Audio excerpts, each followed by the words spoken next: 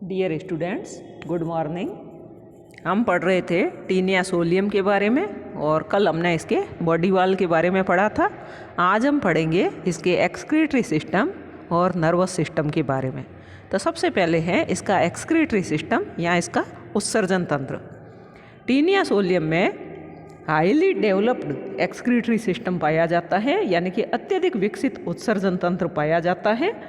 और इसमें उत्सर्जन तंत्र में लेटरल एक्सक्रीटरी कैनाल्स पाई जाती हैं, यानी कि पार्श्व उत्सर्जी नाल पाई जाती है।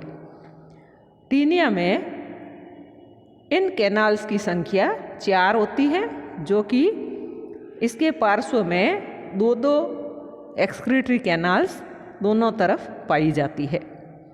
इसमें से एक कैनाल जो है वो इसके डोर्सल साइड पर होती है और दूसरी इसके वेंट्रल सरफेस पर होती है, यानी कि एक पृष्ठ पर होती है और दूसरी अदर पर होती है।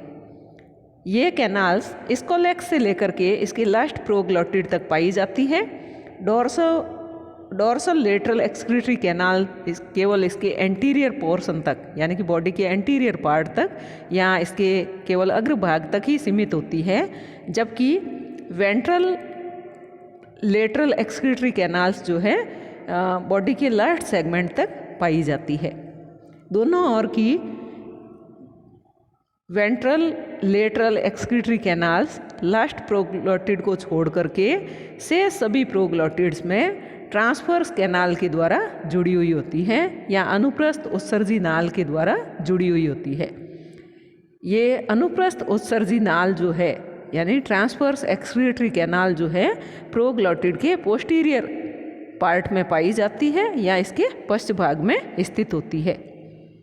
वेंट्रल लेटरल एक्सक्रीटरी कैनाल जो है लास्ट प्रोग्लोटिड में जाकर के कॉडल वेसिकल में या पुच्छ आशय में खुलती है।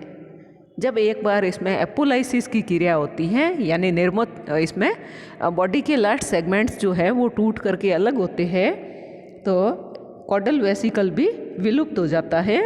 अब वेंट्रल लेटरल एक्सक्रीटरी कैनाल्स जो है वो सीधे ही 2 एक्सक्रीटरी पोर्स की सहायता से बाहर खुलती है, यानी कि 2 उत्सर्जी रंध्रों की सहायता से ये सीधे ही बाहर की तरफ खुल जाती है। चारों लेटरल लॉन्गिट्यूडिनल एक्सक्रीटरी कैनाल्स जो हैं स्कोलेक्स में जाकर के एक नेटवर्क के द्वारा आपस में जुड़ी हुई रहती है और इस नेटवर्क को नेफ्रीडियल प्लेक्सस कहते हैं या वृक्क की जालक कहते हैं। जैसा कि यहाँ पर डायग्राम में दिखाया गया है, तो डायग्राम में डोर्सल वेसल और वेंट्रल वेसल दिखाई गई है, जो कि प्रत्येक तरफ एक डोर्सल वेसल है और एक वेंट्रल वेसल है। तो अभी मैंने बताया था कि इसकी डोर्सल वेसल तो बॉडी के एंटीरियर पार्ट तक ही सीमित रहती हैं और इसकी जो वेंट्रल वेसल है ये बॉडी के लास्ट पोर्शन तक जाती है, जैसा कि नीचे वाले डायग्राम में दिखाया गया है, और लास्ट पोर्शन में आकर के यह कॉडल वेसिकल में खुलती है। इसी प्रकार से प्रत्येक प्रोग्लोटिड में वेंट्रल लेटरल लॉन्गिट्यूडिनल चैनल जो है यह आपस में ट्रांसवर्स एक्सक्रीटरी कैनाल के द्वारा आपस में जुड़ी हुई रहती है, जो कि प्रोग्लोटिड के पश्च भाग में स्थित होता है। स्कोलेक्स में आकर के फर्स्ट डायग्राम में जैसा कि दिखाया गया है, डोर्सल वेसल और वेंट्रल वेसल आगे आकर के एक नेटवर्क के द्वारा आपस में जुड़ी हुई रहती है, एक जालक के द्वारा आपस में जुड़ी हुई रहती है, जिसको नेफ्रीडियल प्लेक्सस कहते हैं। रोस्टेलम में दिखाया गया है आगे की तरफ, जिसमें होक्स उपस्थित है, यहाँ सक्कर्स दिखाए गए हैं, यहाँ तक यह नेफ्रीडियल प्लेक्सस जो है वो फैला हुआ है। लॉन्गिट्यूडिनल एक्सक्रीटरी कैनाल जो हैं, यानी अनुदैर्ध्य उत्सर्जी नाल में अनेक सेकेंडरी कैनाल्स आकर के खुलती है। तो इसमें कई सारी द्वितीयक नालें आकर के खुलती हैं। कुछ फ्लेम सेल्स की सेल्स भी मिलकर के सेकेंडरी कैनाल का निर्माण करती हैं। तो कुछ ज्वाला कोशिकाएं संघप्लेटी एल्मेंथीज में उत्सर्जन का कार्य करती हैं, तो कुछ ज्वाला कोशिकाओं की कैपिलरीज भी केशिकाएं भी मिलकर के सेकेंडरी कैनाल का निर्माण करती है। केशिकाएं यानी कैपिलरीज और सेकेंडरी कैनाल्स में पक्ष्मा भी स्तर पाया जाता है, यानी कि उसमें सीलिया उपस्थित होते हैं। सेकंड है फ्लेम सेल्स या ज्वाला कोशिकाएं। तो इसमें टीनिया के मीजेनकाइम में भी अनेक फ्लेम सेल्स धसी हुई होती हैं और यह मीजेनकाइम से एक्सक्रीटरी मटेरियल को अलग ग्रहण करती है। एक्सक्रीटरी फिजियोलॉजी, उत्सर्जन की कार्यकी। फ्लेम सेल्स मीजेनकाइम में उत्सर्जी पदार्थों को ग्रहण करके उसको अपनी केशिका के द्वारा सेकेंडरी कैनाल में पहुंचा देती है और कोशिकाओं व सेकेंडरी कैनाल्स के पक्षमाभ में यानी कि उनके सीलिया में गति होती है, जिसके परिणाम स्वरूप हाइड्रोस्टैटिक प्रेशर या द्रव स्थितिक दाब उत्पन्न होता है और इस दाब के कारण उत्सर्जी पदार्थ पार्श्व उत्सर्जी नाल से होकर के बाहर त्याग दिया जाता है। उत्सर्जी पदार्थों की प्रकृति स्पष्ट नहीं है। उत्सर्जन के अतिरिक्त यह तंत्र ऑस्मो रेगुलेशन का या परासरण नियमन का कार्य भी करता है। जैसा कि यहाँ पे ये फ्लो चार्ट दिखाया गया है। मीजेनकाइम में फ्लेम सेल्स पाई जाती हैं। फ्लेम सेल्स अपशिष्ट पदार्थ को इकट्ठा करती है और इसकी कैपिलरीज के द्वारा, इसकी केशिकाओं के द्वारा इस अपशिष्ट पदार्थ को सेकेंडरी कैनाल्स से होते हुए लेटरल लॉन्गिट्यूडिनल एक्सक्रीटरी कैनाल्स में डाल दिया जाता है, जहाँ से यह कॉडल वेसिकल तक आता है और एक्सक्रीटरी पोर की सहायता से इसको शरीर से बाहर निकाल दिया जाता है। नेक्स्ट है इसमें नर्वस सिस्टम या तंत्रिका तंत्र। इसके स्कोलेक्स में एक जोड़ी सेरिब्रल गैंग्लियन पाए जाते हैं, यानी कि एक जोड़ी प्रमस्तिष्क गुच्छिकाएं होती हैं और ये गैंग्लियन एक रिंग कमिश्योर के द्वारा आपस में जुड़े हुए रहते हैं। तो यह वलय संयोजनी के द्वारा आपस में जुड़े हुए रहते हैं और यह रिंग कमिश्योर में एक तो डोर्सल कमिश्योर होता है यानी पृष्ठ संयोजनी होती है और एक वेंट्रल कमिश्योर होता है यानी अधर संयोजनी पाई जाती है। इसके अतिरिक्त इन दोनों गैंग्लियन के बीच में एक ट्रांसवर्स कमिश्योर यानी अनुप्रस्थ संयोजनी भी पाई जाती है और इस जटिल संरचना को सम्मिलित रूप से ब्रेन कॉम्प्लेक्स कहा जाता है।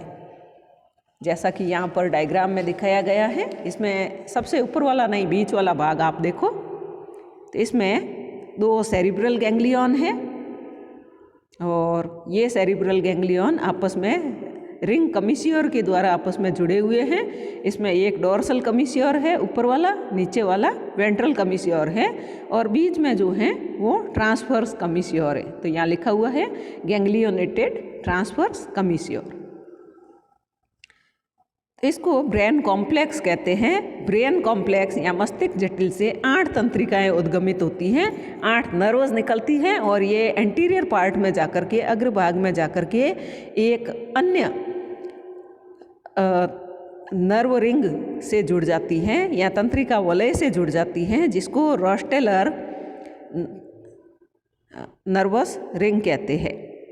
तो इसको रोस्टेलर तंत्रिका वलय कहते हैं। जैसा कि इस डायग्राम में ऊपर वाला दिखाया गया है वलय, तो ये हैं रोस्टेलर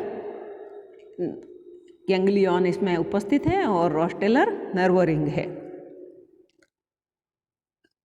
ब्रेन कॉम्प्लेक्स से शरीर के पश्च भाग की ओर 3 जोड़ी लॉन्गिट्यूडिनल नर्व कॉर्ड निकलती हैं। तो यहाँ पर नीचे की तरफ देखो, बीच वाले भाग से नीचे की तरफ 3 जोड़ी लॉन्गिट्यूडिनल नर्व कॉर्ड या अनुदैर्ध्य तंत्रिका रज्जु जो है वो इसके शरीर के पश्च भाग की तरफ निकलते हैं। इसमें से एक जोड़ी जो कि पार्श्व भाग में स्थित है उनको लेटरल नर्व कॉर्ड कहते हैं। यह एक जोड़ी तंत्रिका रज्जु जो है, नर्व कॉर्ड जो है ब्रेन गैंग्लियन से निकलते हैं।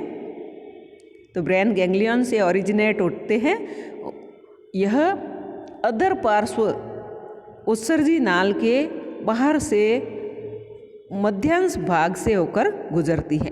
तो यह वेंट्रल लेटरल एक्सक्रीटरी कैनाल के बाहर से होकर के गुजरते हैं।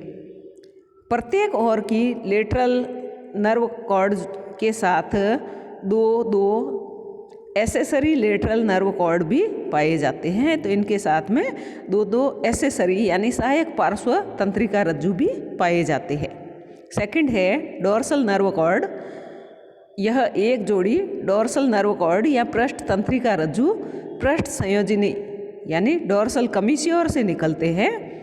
और तीसरे हैं वेंट्रल नर्व कॉर्ड, एक जोड़ी वेंट्रल नर्व कॉर्ड जो है अधर तंत्रिका रज्जु जो है यह वेंट्रल कमीश्योर से उद्गमित होता है। तो 3 प्रकार के नर्व कॉर्ड है, जिसमें से लेटरल नर्व कॉर्ड यह सेरिब्रल गैंग्लियन से निकलता है, डोर्सल नर्व कॉर्ड डोर्सल कमीश्योर से निकलता है और वेंट्रल नर्व कॉर्ड जो है वेंट्रल कमीश्योर से निकलता है।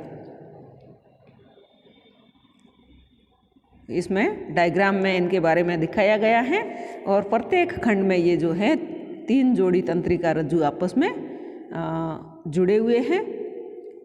इस प्रकार से ये प्रत्येक खंड में 3 जोड़ी जो नर्व कॉर्ड हैं ये नर्व रिंग के द्वारा आपस में जुड़े हुए रहते हैं।